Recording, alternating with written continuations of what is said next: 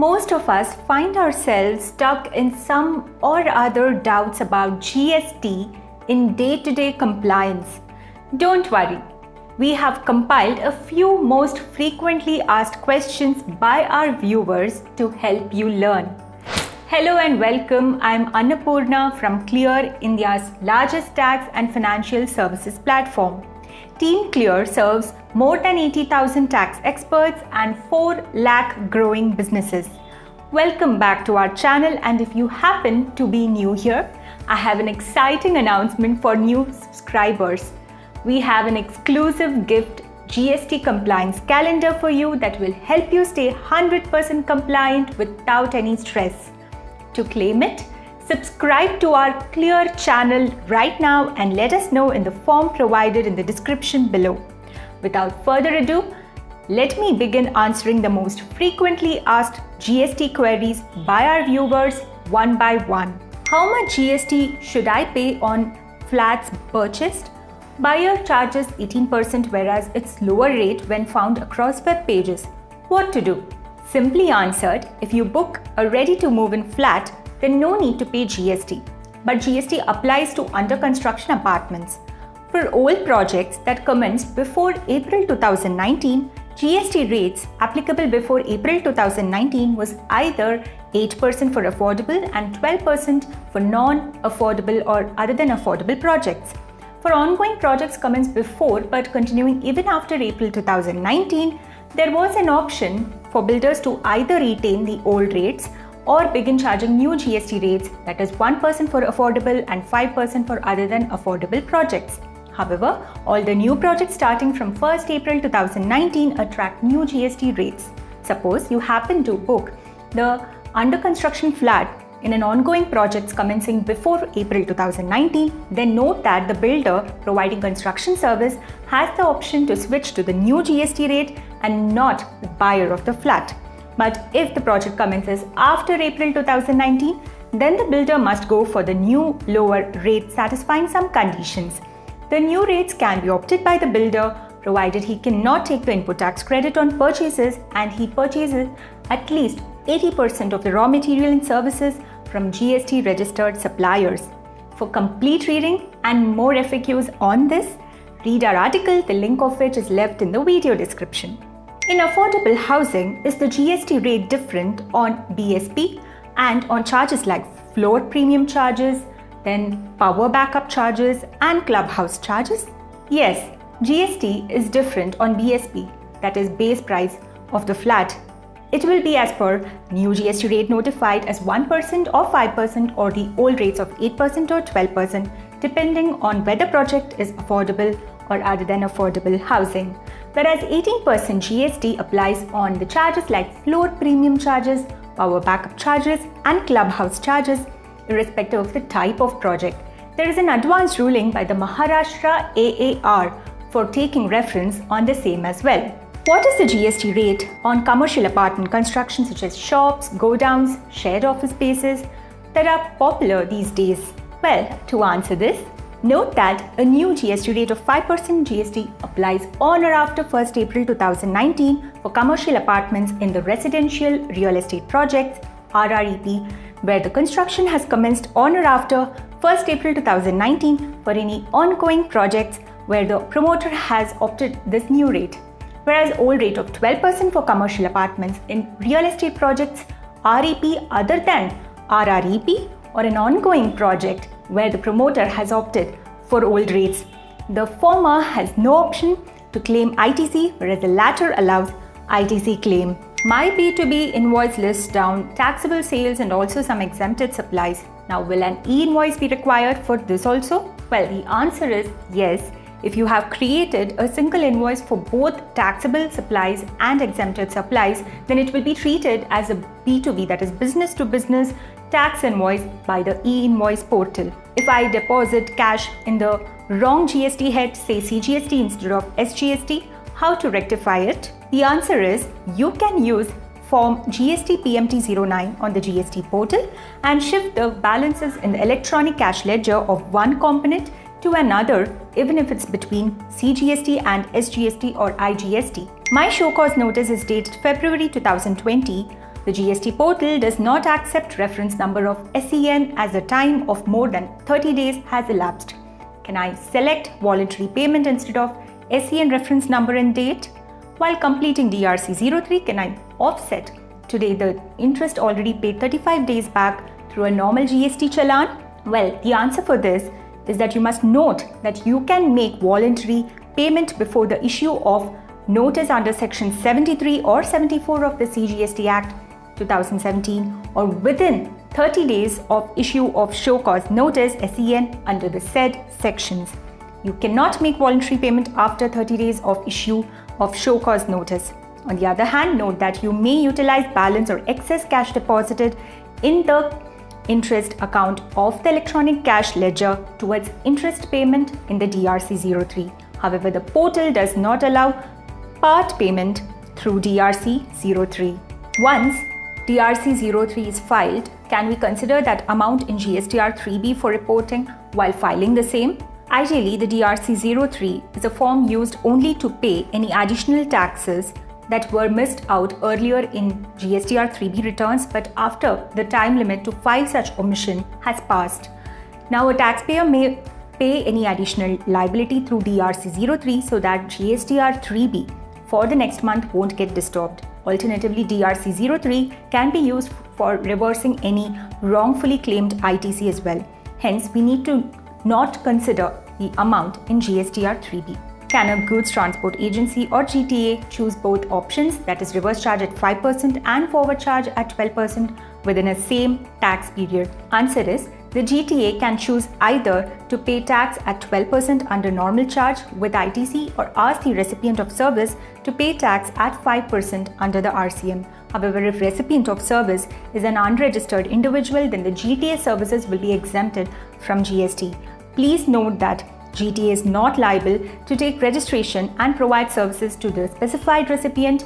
Then the specified recipient has to pay GST under RCM at 5%. I have applied for GST registration for selling through an e-commerce website from home, but my application got rejected, citing that as per the field visit report, there is no proper place to run the business. What to do in such case? Answer is, first of all, you should always try going for Aadhaar authentication while applying for GST registration to avoid the field visit of the GST officer.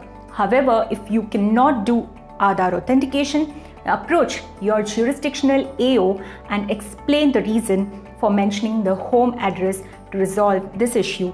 Can a proprietor firm take input tax credit on the purchase of a mobile phone? Answer is yes. The proprietor can claim an input tax credit if the mobile phone is used in the course or furtherance of business. Please note that ensure you will have to mention GSTIN and legal name of the business on the invoice. Are you enjoying the learning? Do type in your GST queries in the comments and we'll come back with answers to them in the format you choose. Let's proceed now. What if I have to shift GSTIN or GST registration status to some other person's name? How to do it? There is no option to transfer business directly to another person. First of all, the new person has to obtain new GST registration on his PAN. Then you will have to provide proper documentation proving the transfer of business to get the ITC available from your GSTIN to the new person's GSTIN. How can I obtain GSTIN for e-commerce selling as well as retail business? Do I need a consent letter on stamp paper if I'm getting the same from my parents? Answer for this is you can add both the e-commerce as well as retail business under the nature of business section while you are applying for GST registration. There is no option to transfer the business directly to your name. First of all, you will have to obtain new GST registration on your PAN.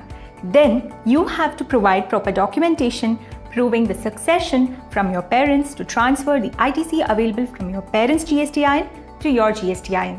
Also note that if you wish to register your business under GST and your business premises are your home, then you are required to obtain no objection certificate or NOC from the homeowner even if they are your parents in case you do not own that house. How do we adjust the shortfall of ITC belonging to FY 2020-21 in GSTR 9? The answer for this Many have this doubt now that the GSTR 3B deadline of September is over, so the answer for this is no. You cannot claim fresh ITC in GSTR 9. Eligible ITC that has not yet been claimed on invoices in a financial year can be claimed until the filing of September's return in the following financial year. For example, for FY 2020-21, you could have claimed ITC until the deadline for filing GSTR 3B return for September 2021 or the annual return, whichever is earlier.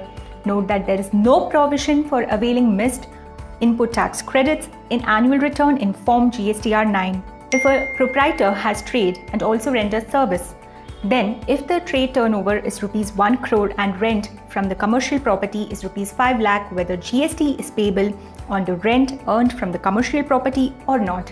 Answer here would be the proprietor shall be liable to pay GST on the rent from a commercial property as well, since the turnover exceeds the threshold limit under the law given, which is rupees 20 lakh. Suppose a newly GST registered person purchased goods from 3 different suppliers.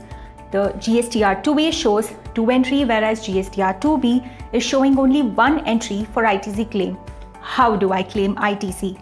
If the ITC available in GSTR 2A is more than GSTR 2B at the time of filing GSTR 3B, it is suggested to take ITC as per GSTR 2A.